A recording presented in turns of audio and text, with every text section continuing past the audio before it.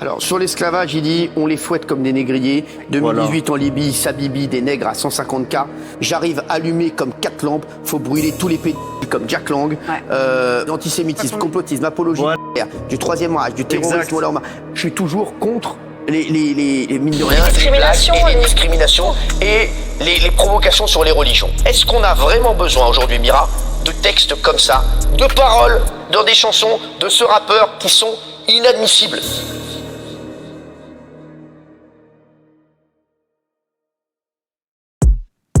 Le 2 janvier 2015, en plein milieu de la cité du Grand Ensemble à Sarcelles, des jeunes rappeurs, jusque-là inconnus, vont tourner le clip de leur tout premier morceau. Quand je dis jeunes rappeurs, c'est vraiment jeune. Le groupe de collégiens sarcellites dévoile le clip de leur titre Premier Pocheton.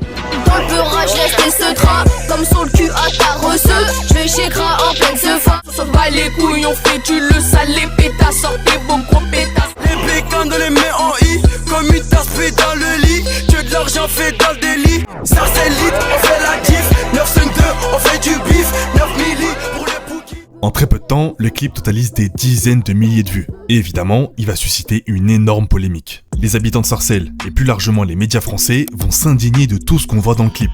Des collégiens qui se prennent pour des dealers et des macs en exhibant des armes. L'un des premiers à intervenir sur le sujet, c'est le maire de la ville, François Pupponi.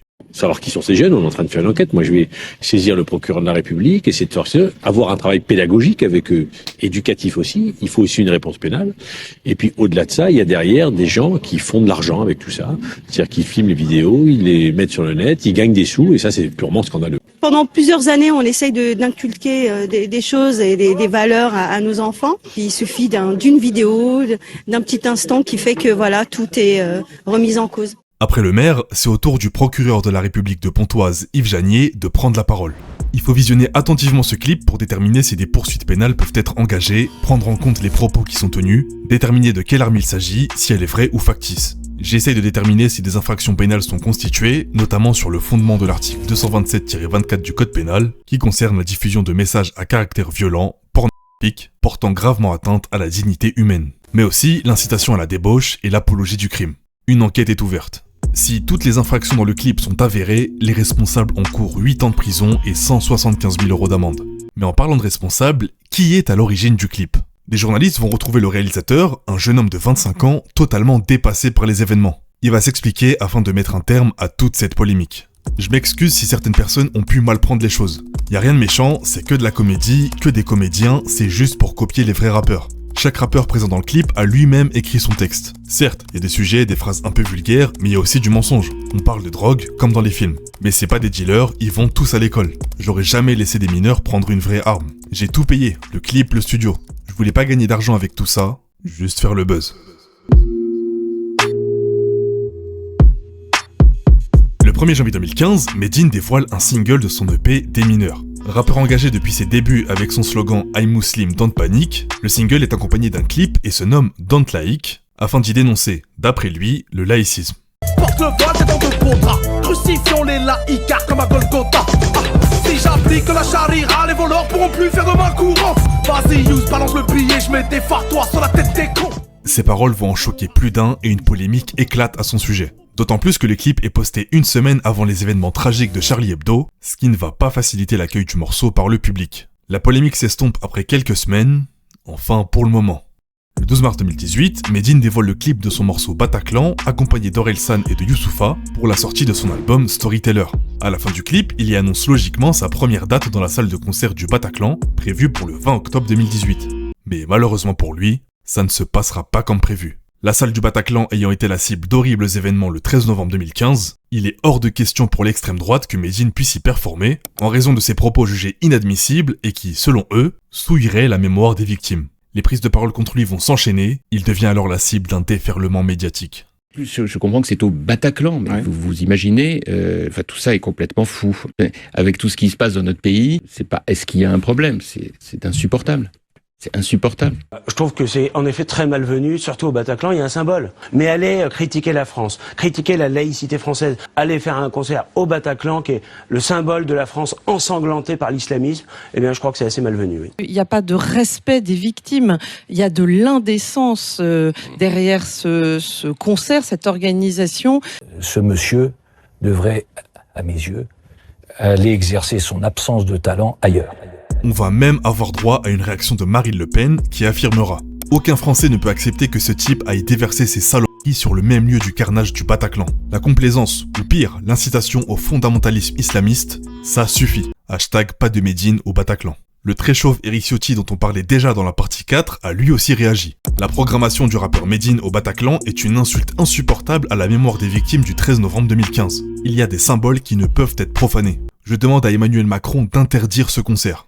Et enfin, un homme que vous connaissez certainement vu qu'il est devenu récemment notre ministre de l'Intérieur, Bruno Retailleau dira « La programmation du rappeur Médine au Bataclan est une provocation inadmissible. J'appelle le ministre de l'Intérieur à utiliser contre ce rappeur les mêmes armes que celles utilisées contre Dieudonné. » Mais c'est pas fini. Déjà que toute l'extrême droite s'acharne sur Médine en raison de ses propos, on va lui reprocher d'autres choses. Notamment le fait d'être proche de Dieudonné en assistant à ses spectacles, mais également de reproduire la quenelle, un geste qualifié d'antisémite. Et comme ça suffit pas, on lui reproche également le fait d'être ambassadeur de l'association Havre de Savoir, suspecté d'être proche des frères musulmans. Dans toute cette polémique, il manque la réponse à une question.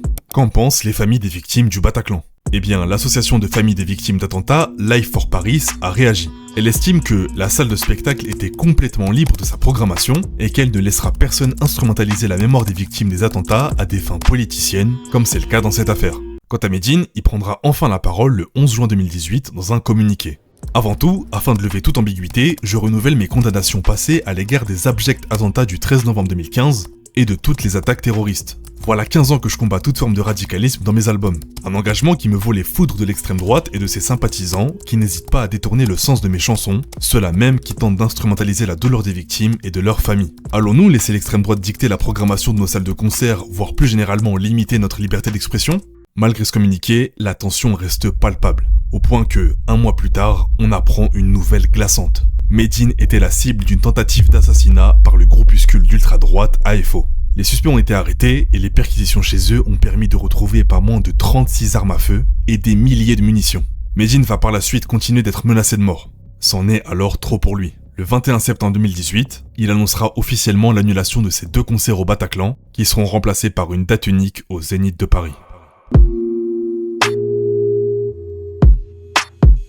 En 2010, la section d'assaut est presque au sommet de sa gloire. Leur dernier album en date, L'école des points vitaux, est sur le point d'être certifié triple disque de platine. Leur musique est jouée partout. Le groupe s'apprête même à remplir le Zénith de Paris à la fin de l'année. Tout semble aller pour le mieux.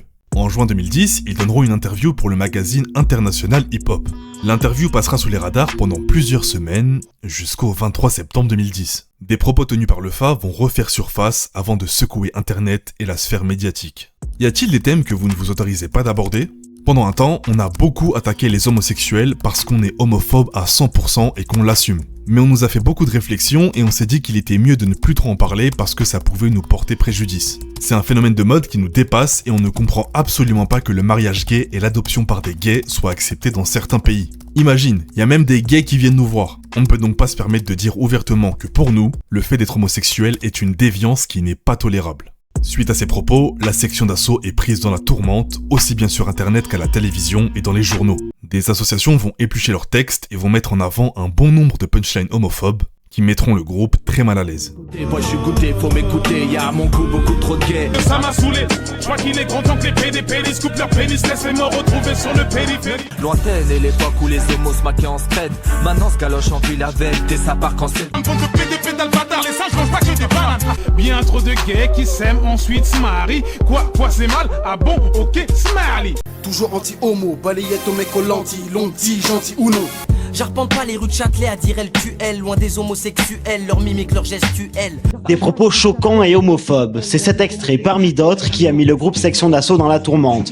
Ces chansons ne sont pas celles du dernier album, mais sont trouvables en un clic sur internet. Elles ont créé des réactions en chaîne dans la communauté homosexuelle, mais pas seulement. Très logiquement, les ventes du groupe vont dégringoler et plus d'une vingtaine de dates de concerts prévues vont être annulées. Saint-Cyr, Caen, Saint-Étienne, Marseille, Clermont-Ferrand, Angers, Strasbourg, Le Mans et Brest ont déjà annulé la venue de la section d'assaut. Le groupe est déprogrammé de quasiment toutes les radios, à l'exception de Skyrock. Ils disent également au revoir à leur nomination aux Energy Music Awards, une cérémonie qui avait encore de l'importance à cette époque. L'heure est donc venue pour le FA de prendre la parole en public pour tenter de mettre fin à toute cette polémique. Toute cette polémique est partie donc d'une interview dans laquelle je disais que Section d'Assaut était homophobe. Hein. Et donc c'est pour ça que j'ai expliqué que voilà, c'est un mot que j'ai utilisé sans vraiment en maîtriser le sens. Mais voilà, j'ai fait la démarche de vérifier vraiment la définition de ce mot dans le dictionnaire. Et c'est vrai que c'est un mot qui va très loin. C'est un mot qui est très lourd. C'est pour ça que je m'excuse d'avoir utilisé ce mot. Et je m'excuse d'avoir blessé, choqué des gens. Enfin, après toutes ces excuses, la section d'assaut organisera quelques mois plus tard un concert contre toutes les discriminations, une manière pour eux de tourner cette horrible page de leur carrière.